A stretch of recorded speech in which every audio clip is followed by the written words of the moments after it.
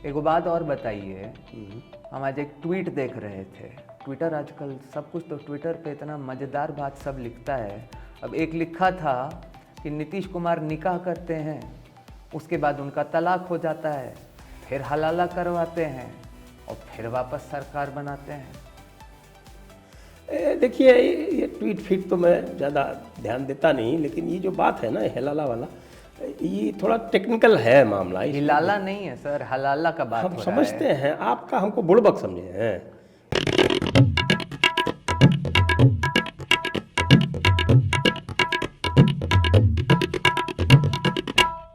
सत्ता पलटे चाहे बार बार, बिहार में बस नीतीश कुमार, तो हो जाए एक साक्षात्कार। स्वागत है नीतीश जी। हाँ जी, ठीक है, स्वागत करते रहिए, हमारा बार बार स्वागत करिए। हमारा तो स्वागत करना ही पड़ेगा, आपको पता है। तो पहले पूछ लेते हैं आपसे, आज रोहिणी आचार्य जी बोली हैं कि कूड़ा गया फिर कूड़ेदान में, क्या क्या कहेंगे आप? अब ये तो देखिए रोहिणी आचार्य जी के समझ का फेर है। कोई दूसरे के यहाँ जाए तो कूड़ा, उनके यहाँ जाए तो प्रसाद। ऐसा होता है क्या? देखिए, हम तो हम ही हैं। हम जहाँ जाएंगे तो हम तो अपनी सुगंध ही बिखेरेंगे। नहीं तो काहे को आप देखते हैं, बिहार देखे हैं ना आप बिहार का पॉलिटिक्स जानते हैं ना। कितना साल हो गया हमको मुख्यमंत्री बने हुए? लगभग अब तो हम 18-20 वर्ष हो रहा है। हम मुख्यमंत्री हैं। आप देखिए कि हम वो कोई राजस्थान की तरह मूर्ख मंत्री नहीं है। हम मुख्यमंत्री हैं। और ये देखिए आप कि हम 2005 में आए थे, ठीक है, और 2005 अभी का चल रहा है 2024। तो 2024 मतलब 2025 तक तो हमारी कुर्सी पक्की है ना। बीच में हम एक बार जीतन राम मांझी को बनाए थे थोड़े दिन, तो वो ससुरा जो है वो थोड़ा आए बाएँ हो गया, तो वो एक साल छोड़ दीजिए। अब यही तो हम जानना चाह रहे हैं कि कर कैसे लेते हैं आप? 20 साल में 9 बार शपथ ले लिए, इस बार तो इसी कार्यकाल में 3 बार शपथ ले लिए। इस कार्यकाल में तीसरा बार है, ये वर्ल्ड रिकॉर्ड है। देखिए 9 बार आज तक कोई शपथ नहीं लिया है पूरे दुनिया में। कैसे बाकी लोग जो 9 बार शपथ लेते हैं तो उनको तो आप समझिए, एक बार लेंगे फिर दूसरी बार लेंगे तो 45 साल का समय चाहिए। अच्छा, हम जो है वो इसीलिए कर लिए हैं 9 बार कि जिससे वर्ल्ड रिकॉर्ड बन जाए। अच्छा एक बात बताइए कि शुरुआत में तो बहुत बढ़िया काम किए थे, जब आए थे तो योगी जी जैसा खूब गुंडा उंडा ठोके थे, फिर बाद में कुछ काम वाम कहे नहीं किए। ये देखिए, एक का है कि हम कोई किसी का नकल नहीं करते हैं ना। हम कोई योगी जी का नकल करते हैं का? अब आप देखिएगा, हमारे पास जो है पूरा फ्लेक्सिबिलिटी है, आप समझते हैं ना। तो हम फ्लेक्सिबल रहते हैं। कभी हम सुशासन कर लेते हैं और तो कभी कभी हम जो है वो सोशल जस्टिस कर लेते हैं। सामाजिक न्याय का तो हमारा आप जानते हैं ना, हमारा काम तो मेन तो काम सामाजिक न्याय ही है ना। अब सामाजिक न्याय में करने चलेंगे ना तो थोड़ा बहुत तो गड़बड़ होता ही है। आपको पता है कि सामाजिक न्याय का मामला जो है वो थोड़ा उसमें लठ वठ डंडा वंडा और ये सब गैती फरसा, इसका भी काम थोड़ा सा पड़ता है। तो इसलिए जो है फिर उस टाइम को हम सुशासन को रख देते हैं हमारे आले में, और फिर थोड़ा सामाजिक न्याय चला लेते हैं, फिर सुशासन पे आ जाते हैं। ऐसे चलता रहता है। कहे से ये दुनिया भी फ्लेक्सिबल है तो हमको भी फ्लेक्सिबल होना पड़ता है। अच्छा पुराना बात छोड़िए, एगो बात बताइए कि लोग कहता है कि जो इंडी अलायंस है आप ही का ब्रेन चाइल्ड था, तो इस बच्चे को बड़ा काहे नहीं होने दिए, उससे पहले ही सड़क पर छोड़ दिए। ये देखिए, उसे तो ये बहुत नाजुक मामला है। कहे से कि में थोड़ा बच्चे का मतलब सोनिया जी का अरे बच्चा हम मत समझ समझते हैं लीजिएगा। ना, आपका हमको बुड़बक समझ रखे हैं। हम बुड़बक नहीं ना हैं, हम सब आपका इशारा समझ रहे हैं। अब आप ये देखिए कि जो आप बच्चा बोल रहे हैं ना, तो वो बच्चे के साथ में एक बच्चा एक जो है वो बोनस में हमको दिया जा रहा था। अब हम इस बच्चे को संभालें या उस बच्चे को संभालें। और वो जो दूजा बच्चा आ रहा था ना दहेज में, बहुत खराब है। थोड़ा प्राइवेट में क्या बात की सोनिया जी और लालू जी, आपसे बताइए ना, थोड़ा खुल के बताइए। अब देखिए क्या है कि हमको ये बोले कि भाई आप ही सामाजिक न्याय के सबसे बड़े यहाँ पर पुरोधा हैं, आप जाति जनगणना करा लिए हैं। अब बाकी अभी आजकल हम जाति जनगणना जो है वो अभी हम रख देंगे उसको आले में। आजकल अभी काम नहीं है, अभी हमारा काम सुशासन है। देखिए कि बीजेपी के साथ आते हैं तो सुशासन हो जाता है, और उधर जाते हैं तो फिर वो सामाजिक न्याय हो जाता है। तो ये सोनिया जी जो हैं इनको बड़ा लगा कि भाई ये हम भी सामाजिक न्याय में घुसेंगे। तो अब वो सामाजिक न्याय में घुसने के लिए उन्होंने हमारे कंधे पर रख के बंदूक चलाना चाहिए। तो हमने कहा कि भाई ऐसा है कि हमारा कंधा जो है वो इतना तो ऐसा नहीं है कि कौन उसके ऊपर बंदूक रख के चला ले, ज़िंदगी भर तो हम ही चलाते रहें। तो हमने देखा कि भाई इनको थोड़े दिन ऐसा एक कर दो कि ये सोचें कि हमारे कंधे पे रख के बंदूक। संयोजक वगैरह के लिए कुछ बोली थी क्या? अरे सुनिए ना, आप हो बहुत अधीर लगते हैं मुझको, थोड़ा आप। अब आपसे ज़्यादा तो नहीं है, देखिए आप थोड़ा सीखिए। अभी क्या है कि आप बहुत यंग दिखते हैं मुझको, तो पत्रकारिता में आपको बहुत आगे जाना है, तो थोड़ा धीरज रखिए, सुनिए पूरी बात। तो हमको बोले कि हम आपको आगे रखना चाहते हैं और सामाजिक न्याय का हम पकड़ना चाहते हैं। तो भाई सामाजिक न्याय का तो आप क्यों पकड़ना चाहते हैं? सामाजिक न्याय तो भाई हमारा है ना, हमारा पेटेंट है ना, और हमारा पेटेंट हम किसी दूसरे को दे देंगे क्या? तो हमने कहा भाई हमको कन्वीनर बना दो, हमको प्रधानमंत्री का कैंडिडेट डिक्लेयर कर दो। हमको पता है कि मोदिया के सामने हम कोई जितबे तो ना करेंगे, लेकिन फिर भी एक हो जाएगा ना कि भाई हारे हुए प्रधानमंत्री, ऐसे चल सकता है? प्रधानमंत्री लग जाता साथ में। लेकिन भाई वो जो छोटा बच्चा जो दूसरा है ना, वो जो हमको दहेज में दे रहे थे ये लोग, वो बहुत बेकार है। इतना बेकार है कि उससे तो बात करने का मन ही नहीं करता है।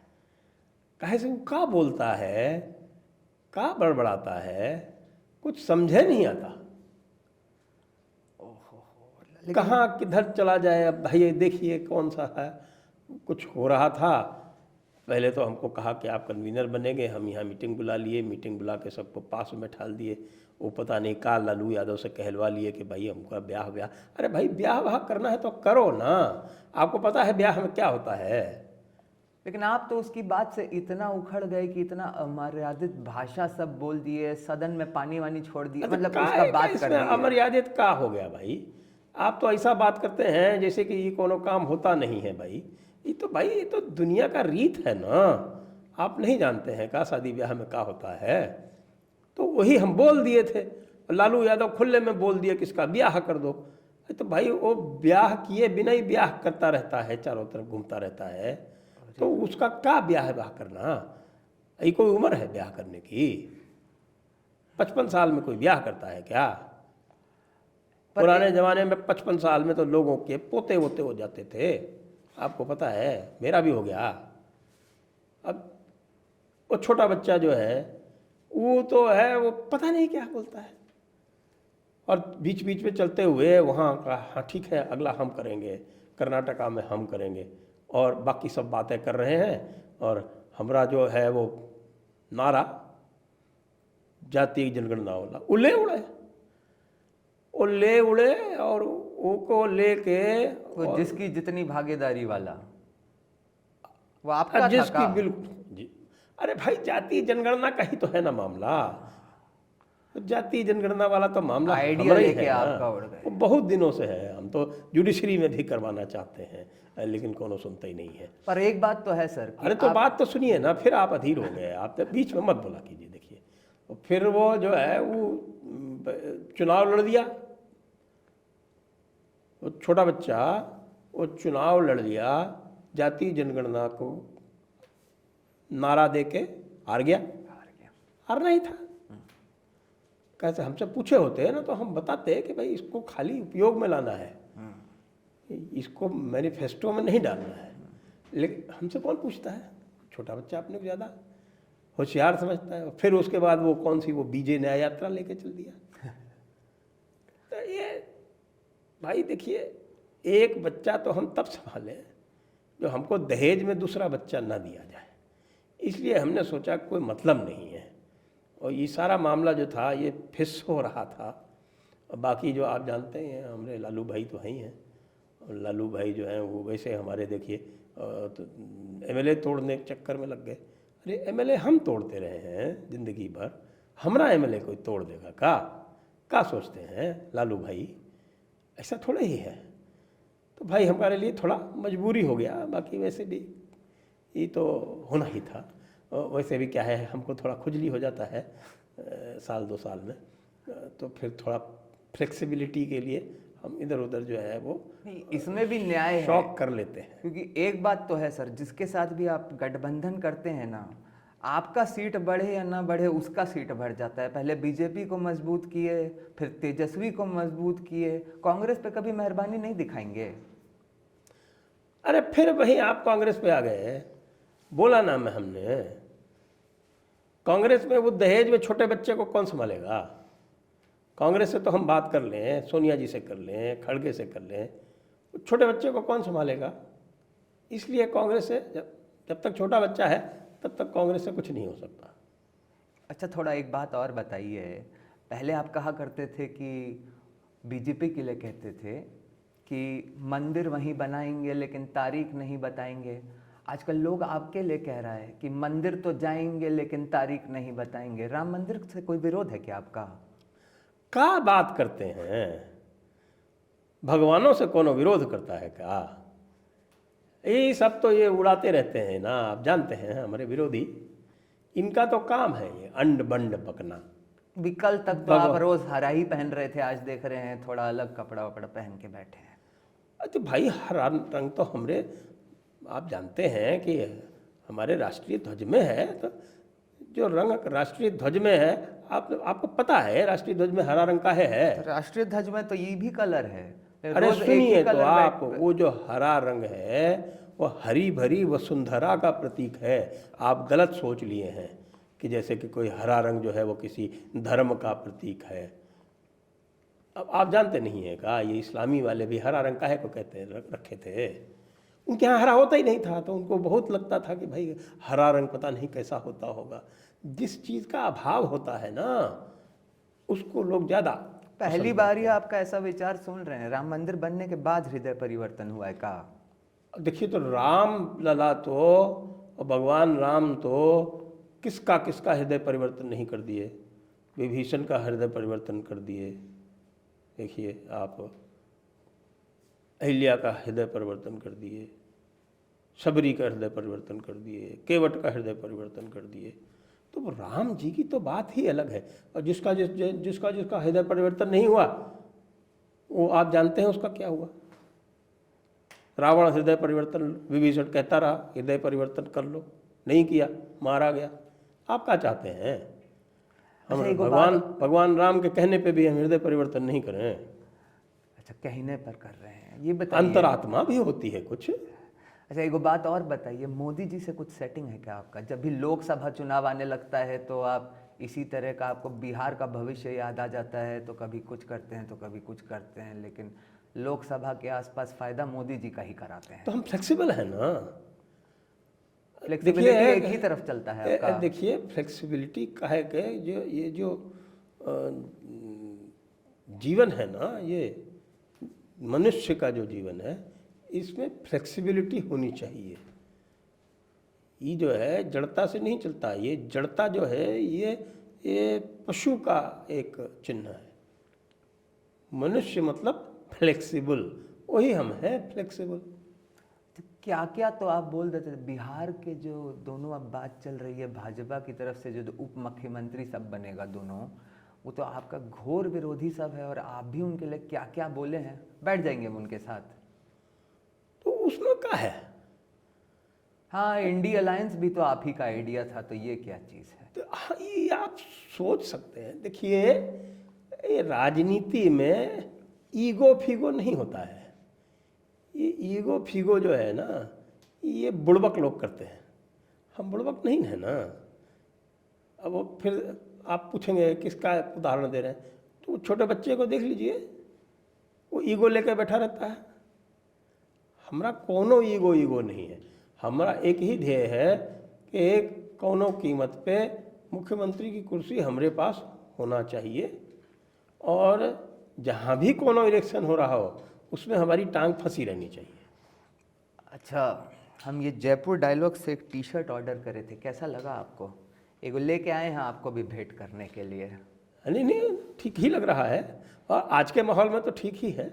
हाँ, अभी कम से कम साल 2 साल तक तो हम पहन सकते हैं। अच्छा, ये बताइए कि यही मतलब 20 साल से जैसे मुख्यमंत्री की कुर्सी पकड़ के बैठे हैं, प्रधानमंत्री वाला सपना या कम से कम उसका उम्मीदवार बनने वाला करेंगे कभी पूरा कि नहीं करेंगे? देखिए, मोदी जी हमको बोले हैं, अब हम आपको बता देते हैं कि वो हमको एनडीए का कन्वीनर बना देंगे। तो एनडीए का कन्वीनर हम बन जाएंगे। इंडी का नहीं बने तो क्या हुआ? इंडी को तो वैसे ही नहीं जीतना था। आप क्या सोचते हैं, हम ऐसे थोड़ी इधर आ गए हैं? हमें पता है जीत किस तरफ है। मौसम वैज्ञानिक हैं हम। तो एनडीए का कन्वीनर बना देंगे तो एनडीए जीतेगी, तो उसका तो हमको क्रेडिट मिलेगा ना। एगो बात और बताइए, हम आज एक ट्वीट देख रहे थे। ट्विटर आजकल सब कुछ तो ट्विटर पे इतना मज़ेदार बात सब लिखता है। अब एक लिखा था कि नीतीश कुमार निकाह करते हैं, उसके बाद उनका तलाक हो जाता है, फिर हलाला करवाते हैं और फिर वापस सरकार बनाते हैं। देखिए, ये ट्वीट फीट तो मैं ज़्यादा ध्यान देता नहीं, लेकिन ये जो बात है ना, हेलाला वाला, ये थोड़ा टेक्निकल है मामला। हिलाला नहीं है सर, हलाला का बात हम हो रहा समझते है। हैं, आपका हमको बुड़बक समझे हैं। आप क्या जानते हैं, हम 3 तलाक नहीं जानते। 3 तलाक का सबसे ज़्यादा जब 3 तलाक का बिल लाए थे ये लोग, तो विरोध हम भी किए थे। आप क्या समझते हैं? मुसलमान हमको बहुत प्यारा है, हम उसका सारा रस्म व रिवाज जानते हैं। तो ये जो है ना, इसमें थोड़ा सा गड़बड़ है। ये ट्वीट जो है ये टेक्निकली सही नहीं है। देखिए, तलाक कौन देता है? छोड़ के तो हम आते हैं ना। ये तो बात सही है। छोड़ के तो हम आते हैं ना, तो उसको टेक्निकली जो है उसको खुला कहते हैं, उसको 3 तलाक नहीं कहते हैं। नॉलेज आपका हरा रंग का ही तेज है। तो अब आप ये समझ लीजिए कि हम जो है वो खुला दे के आते हैं और फिर दूसरे से निकाह करते हैं। लेकिन ये ज़रूर है कि दूसरे लोग को कई बार ऐसा, 2 बार हम किए हैं ऐसा, कि हमने दूसरे को बाहर आके हमने कह दिया कि उसने हमको 3 तलाक दे दिया है। अब वो कैसे डिनाई करेगा? आप जानते हैं ये इस्लाम में कल्चर है कि अगर ये कह दिया कि दूसरे ने हमको 3 तलाक दे दिया है, तो सारे आलिम उलमा उसको मान लेंगे, मानना पड़ेगा। तो उसके बाद फिर हलाला होता है तो हम करवा लेते हैं, जिससे कि पहले वाले के पास वापस जाने के काबिल रह जाए। बहुत बढ़िया, बहुत बढ़िया। तो आज तो इस साक्षात्कार के लिए इतना ही वक्त था, लेकिन बिहार में नीतीश जी के लिए वक्त ही वक्त है। धन्यवाद आपका नीतीश जी, बहुत बहुत। आपको भी बहुत बहुत धन्यवाद। तो सर, हम लोग यही सोच रहे थे कि अब ये जो स्थितियां बनी हैं, इससे इंडिया अलायंस का क्या फ्यूचर है? देखिए, इंडिया अलायंस का तो हम लोग शुरू से कहते आ रहे हैं कि इंडिया अलायंस का कोई भी फ्यूचर नहीं है। इंडिया अलायंस जो है वो बना ही एक बड़े ही बेवकूफ़ाना अंदाज में था, और जैसा कि आपने देखा था कि शुरुआत पटना से होती है और जिसको कन्वीनर बनाने की बात होती है उसको भाव ही नहीं दिया जाता है। ये टिपिकल कांग्रेस का एक एरोगेंस है। वो हर एक को आज भी यही सोचती है कि वो सारे के सारे उसके ग़ुलाम हैं। उसको जो है अभी तक, जिसको कहते हैं कि they are not counting their tea leaves, उसका आइडिया नहीं है। आइडिया है भी तो वो बिल्कुल एक तरह से दिवालोक में किसी में जो जी रहे हैं। तो वो शुरू से दिख रहा था कि इसमें कुछ नहीं होना है, और लोगों को हमेशा से कांग्रेस के ऊपर वैसे भी संदेह रहता है। आप ये देखेंगे कि BJP is far more successful in making alliances.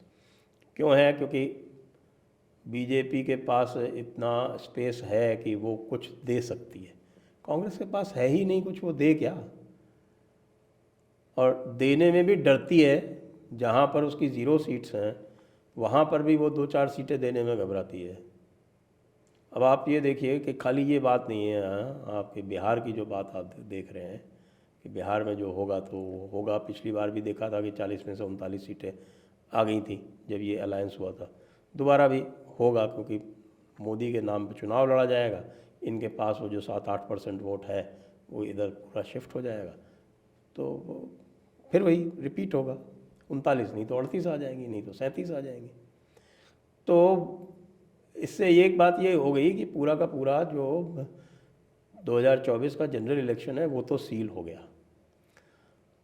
लेकिन इसमें दूसरा जो है वो बीजेपी का भी है कि बीजेपी आखिरकार लॉन्ग टर्म के लिए क्या प्लानिंग कर रही है। सर एक्चुअली मैं यही पूछना चाह रहा था कि मतलब मुझे ये कहते हुए कोई संकोच नहीं है that in today's scenario out of the given choices BJP is the best choice सब उसे, लेकिन उसके सपोर्टर्स में भी कहीं ना कहीं एक ये प्रश्न ज़रूर उठता है कि ये बीजेपी आखिर करती क्या है, कि मतलब कभी इनके साथ सरकार बना रही है, कभी अलग हो रही है, कभी बना रही है, कभी अलग हो रही है। So what is exactly their strategy, long term, short term ideology, strategy है क्या भाई ये मैं ये बात मान लेता हूँ कि भाई पॉलिटिक्स में सब कुछ जायज़ है, लेकिन पॉलिटिक्स में यदि सब कुछ जायज़ मानते हुए भी ये पॉलिटिक्स नीतीश कुमार को ज़िंदा रखने की ये मेरे समझ में नहीं आती, क्योंकि मुझे ये लगता है कि नीतीश कुमार के बिना भी आपकी सीटें तो कहीं जा नहीं रही थी। 17 सीटें आप जीते थे बिहार में, तो आप जब ये अलायंस बनाते, छोटी पार्टी से बनाते, उसमें आप 20 लगभग 25 सीटें लड़ते, तो आपकी तो 20 सीटें कहीं जा नहीं रही थी जी। तो ऐसे में नीतीश कुमार को वापस लाके जिंदा करने की क्या आवश्यकता थी, क्योंकि बिहार में सब मानते हैं कि नीतीश कुमार जो है वो बिहार के लिए एक श्राप हो गया है। वही सुशासन बाबू जो हैं उनका अब शासन में कोई इंटरेस्ट नहीं है, शासन करने में।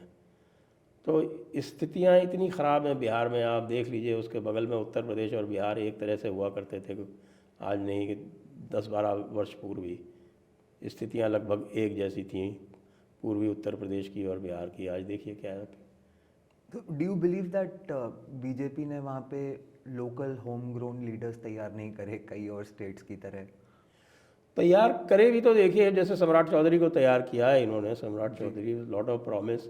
सम्राट चौधरी में ये भी एक, चूँकि वो आपके कोरी समाज के लीडर हैं, तो इनका जो सॉलिड बेस है कुर्मी कोरी वाला, उसमें भी खांचा हो रहा था। तो हम लोगों का जो इलेक्शन एनालिस्ट हैं, हम लोगों का ये आकलन था कि बीजेपी फिर भी 30 सीटें बीजेपी की कहीं नहीं गई जी। और उस 30 में से 20-22 बीजेपी अपने दम पे जीतेगी और बाकी जो है उसके एलाइज जीतेंगे। ऐसी स्थिति में ये क्यों करना था इनको, ये तो यही बता सकते हैं। अब सुनने में आ रहा कि झारखंड में भी कुछ ऐसा चल रहा है। अब झारखंड में आप हेमंत सोरेन को क्यों आप प्राणवायु देना चाहते हैं? यस। वो तो पहले ही एक डिज़ास्टर है। ये तो बिल्कुल इबारत सामने दिख रही है कि आप ना केवल स्वीप करेंगे लोकसभा में, जो कि पिछली बार भी आपने किया था, पिछली से पिछली बार भी किया था, बल्कि इतनी ख़राब सरकार चलाई है हेमंत सोरेन ने कि आपके लिए बहुत आसान है अगला विधानसभा चुनाव भी, लेकिन फिर भी ये आ रही है। तो ये जो है मुझे लगता है कि ओवर कॉशियस एक स्ट्रैटेजी है कि भाई कहीं जैसे ये प्लानिंग कर रहे हैं लोग बाग के साहब के बीजेपी को 272 से एक कम पर रोक दो। तो अब इस फालतू प्रचार का यदि संज्ञान ले रही है बीजेपी तो ही इस तरह के काम कर सकती है। अच्छा सर, एक और बात भी है कि मतलब जैसे कि आपने कहा दैट 2024 इज मोर और लेस अ डन डील, और उसमें तो मतलब प्रॉब्ली बीजेपी कंफर्टेबल मेजॉरिटी में अपनी खुद की ही सीट्स ले आएगी। बट लेटर इन 2025 अगर ऐसा ही रहता है तो वहाँ पे कैसे समीकरण होंगे कि क्या बीजेपी और जेडीयू साथ में लड़ेंगे या अलग अलग लड़ेंगे, और इज़ दैट द टाइम जब बीजेपी अपनी लीडरशिप को शायद आगे लाना चाहे? देखिए 2020 में भी हम लोग सब यही कह रहे थे कि it is the right time for BJP to fight alone, लेकिन उस समय भी इन्होंने नहीं किया और फिर से नीतीश कुमार के साथ चले गए, लेकिन साथ में पेंच भी डाल दिया चिराग पासवान को अलग करके कि ये कमज़ोर हो जाए। कमज़ोर तो वो हो गए, लेकिन आप इतनी हिम्मत नहीं कर पाए कि आप उसी टाइम कह देते कि नहीं, क्योंकि हमारी आपसे लगभग दोगुनी सीट है तो हम बनाएंगे चीफ मिनिस्टर। यहाँ तक कि आप इतनी भी हिम्मत नहीं कर पाए कि डिप्टी चीफ मिनिस्टर भी आप पूरी तरह से अपने हिसाब से बना लें, उसमें भी पसंद नापसंद का ध्यान तो रखा गया था। हालांकि आज जो डिप्टी सीएम बनने जा रहे हैं उसमें पसंद नापसंद का ध्यान नहीं रखा जा रहा है नीतीश कुमार की। नीतीश कुमार के दो धुर विरोधियों को डिप्टी सीएम बनाया जा रहा है। लेकिन अभी आगे क्या होगा, डिपार्टमेंट क्या बनेंगे, कैसे बटेंगे, क्या नीतीश जी होम मिनिस्ट्री छोड़ देंगे, ये सब चीज़ें देखने वाली हैं। मुझे लगता है कि नीतीश कुमार जी और this should be interesting because दो डेप्यूटी सीएम्स और फिर उनको कोई भी ढंग की मिनिस्ट्री वैसे डिप्टी सीएम कुछ भी नहीं होता है, it's just another minister who serves at the pleasure of the chief minister. ये तो टेक्निकल बात तो यही है। अपरेंटली लेकिन नीतीश कुमार जी जो है बीजेपी को, आप देखें नीतीश कुमार जी जब बीजेपी के साथ होते हैं तो पूरी धौंसपट्टी अपनी चलाते हैं, और जब वो आरजेडी के साथ सरकार बनाते हैं तो पूरी धौंसपट्टी आरजेडी चलाती है। अब देखना ये है कि इस बार भी यही होगा क्या, तब पता चलेगा कि आगे क्या होने वाला है। बिकॉज अभी हम देखेंगे तो a lot of leaders from the centre, जो कि मतलब पहले काफ़ी एक्टिवली सेंटर में काम कर रहे थे, अब उन लोगों को ऐसा कहा जाता है कि वो बिहार में जाके संगठन का काम कर रहे हैं और at least they are back to their home state. तो उन लोगों की भी कोई भूमिका हो सकती है? अभी तात्कालिक रूप से तो कुछ कहा नहीं जा सकता, क्योंकि बिहार में I think I would take it as a big failure that they are not able to groom a fire brand leader in Bihar. जबकि और स्थानों पे उन्होंने किया, जैसे अन्नामलाई का एग्जाम्पल लीजिए।